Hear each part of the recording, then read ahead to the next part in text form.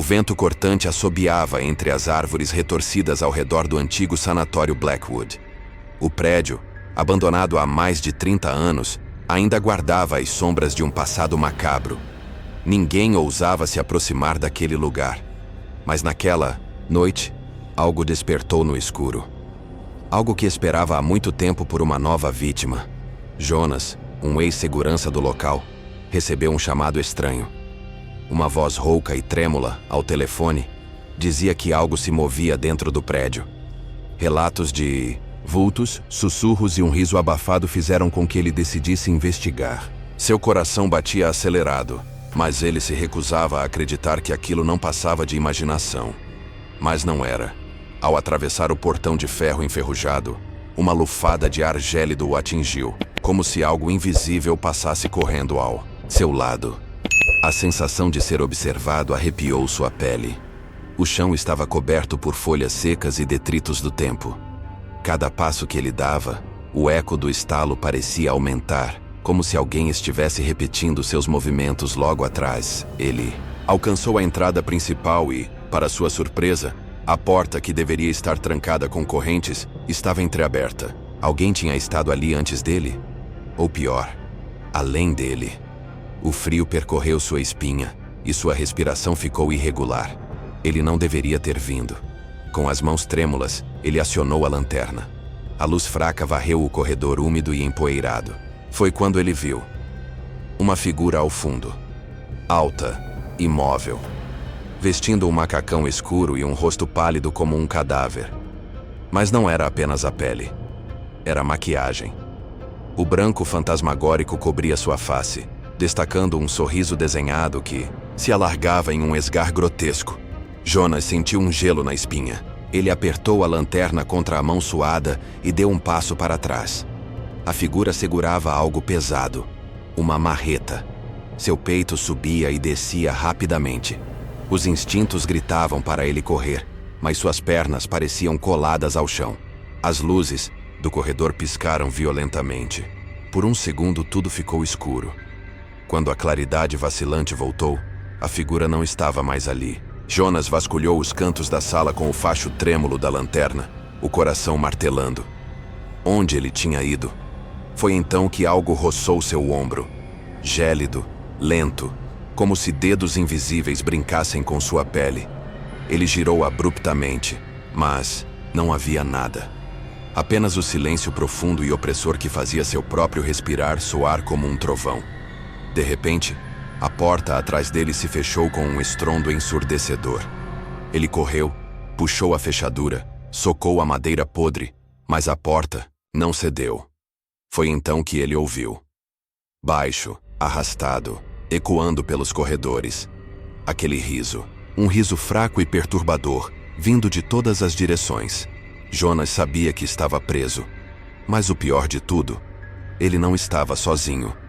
Pela manhã, Lucas e Renata, dois estudantes de jornalismo, decidiram explorar o sanatório após lerem sobre relatos de desaparecimentos na região. Os noticiários locais falavam de vultos, gritos e um antigo segurança que nunca mais foi visto. A curiosidade jornalística e o desejo de registrar algo inédito os impulsionavam. Mas não demoraram para perceber que cometeram um erro. Ao chegarem, avistaram a moto de Jonas estacionada. O veículo estava coberto de poeira e folhas secas, como se estivesse ali por dias. Mas Jonas não estava à vista. Ele deve estar lá dentro, disse Lucas, tentando esconder o desconforto na voz. No fundo, sentia que havia algo errado. Muito errado. Ao cruzarem os portões enferrujados, uma sensação sufocante tomou conta deles. O ar era espesso, carregado de um cheiro de mofo e algo mais. Algo podre. As paredes descascadas estavam cobertas de marcas escuras, como mãos arranhando a superfície. Renata segurava uma câmera, gravando tudo. Mas ao revisar as imagens pelo visor, seu coração disparou. No fundo do corredor, uma silhueta parada os observava. Alta, imóvel, como se esperasse algo. Um barulho ecoou pelo andar superior. Passos. Passos pesados e arrastados, como se algo grande e grotesco caminhasse em sua direção. Lucas correu até a porta, Mas, para seu desespero, ela não abria. Como se algo a segurasse pelo outro lado. O som dos passos se intensificava, descendo lentamente as escadas. Cada degrau rangia, como se protestasse contra o peso daquela coisa. Uma risada baixa ressoou pelo hall, gelando seus ossos. Renata pegou o telefone e tentou ligar para a polícia. Por favor, nos ajudem. Tem alguém aqui. O sinal falhou.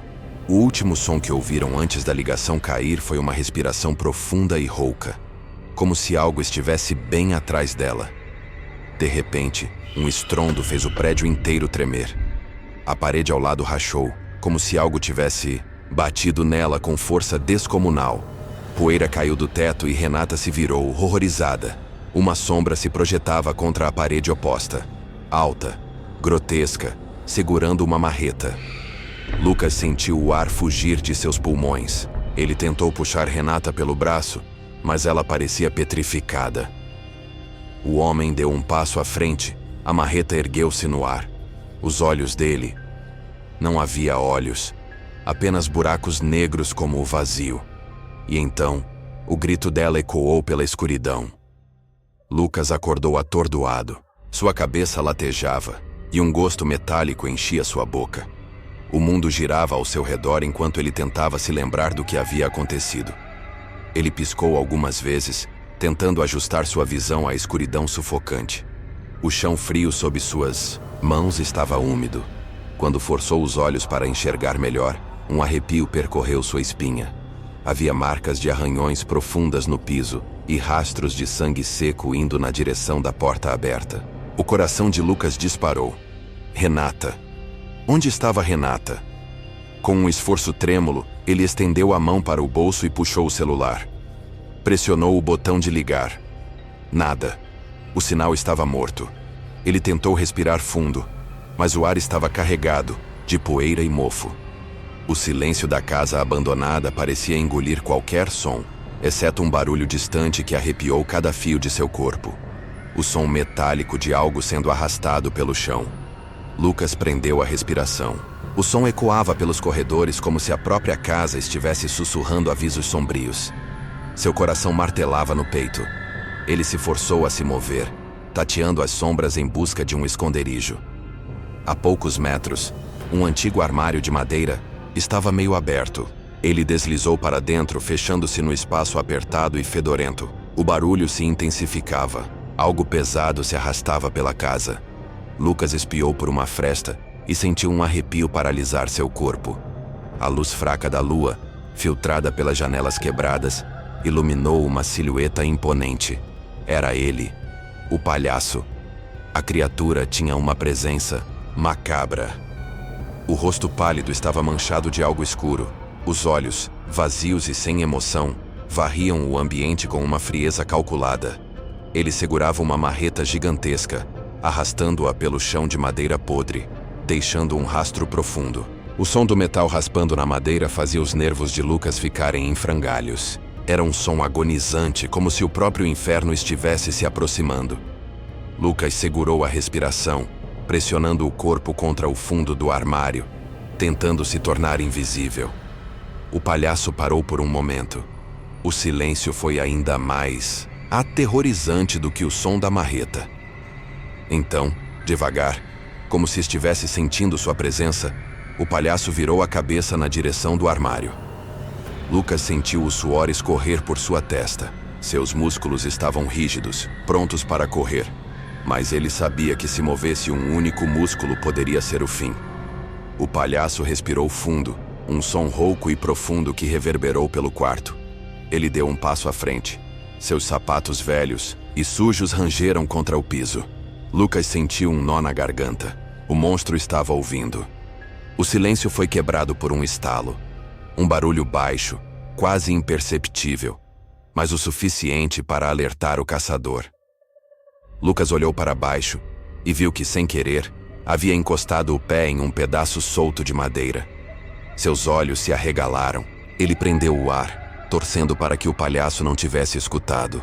Mas então, lentamente, a criatura ergueu a cabeça, inalando o ar de forma exagerada, como um animal farejando sua presa. Lucas precisava agir. Precisava sair dali antes que fosse tarde demais.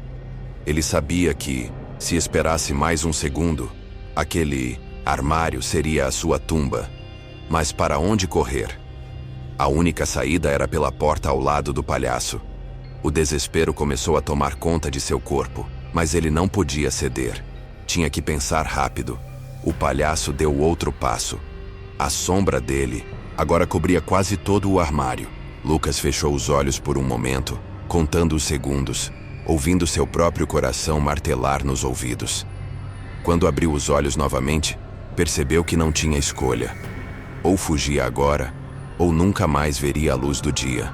Ele segurou o puxador da porta do armário, respirou fundo. E então, correu. Lucas reuniu coragem e correu em direção à escada, sentindo o coração disparar no peito. Cada passo parecia um salto no abismo. Atrás dele, um estrondo violento fez as paredes tremerem. O palhaço grunhiu de forma animalesca e disparou atrás dele, esmagando tudo em seu caminho. Madeira se estilhaçava, móveis eram lançados contra. As paredes e o som aterrador da marreta arrastando no chão ecoava como um chamado da morte. O ar denso e abafado fazia sua respiração ficar pesada. O suor escorria por seu rosto e suas pernas quase falhavam ao alcançar o topo da escada. Seus olhos varreram o corredor em busca de algo, qualquer coisa que pudesse salvá-lo. Então, ele viu. Um antigo telefone de parede coberto por poeira e teias de aranha pendia torto na parede descascada. Lucas se jogou em direção ao telefone, agarrando o disco giratório com dedos trêmulos. Seu coração parecia querer explodir. Girou os números freneticamente.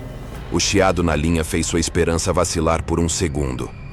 Alô, polícia! Estamos presos no sanatório. Tem um homem nos perseguindo. Ele está tentando nos matar. Houve um momento de silêncio. Então, um ruído estranho invadiu a linha, como se a voz do outro lado estivesse se fragmentando, como se o próprio tempo estivesse distorcido. Mas isso é impossível. Lucas sentiu um calafrio na espinha. Aquilo não fazia sentido. O que queriam dizer com impossível? Antes que pudesse perguntar, um estrondo ensurdecedor o fez saltar para trás. O telefone explodiu contra a parede, arremessado com força brutal. Ele não teve tempo de reagir. Um zumbido agudo tomou seus ouvidos enquanto a poeira se dissipava. Seu corpo foi arremessado para trás com a onda de choque. Seu ombro bateu com força no chão frio e seus olhos se arregalaram quando viu a marreta descendo na direção de seu crânio. Lucas rolou para o lado no último segundo.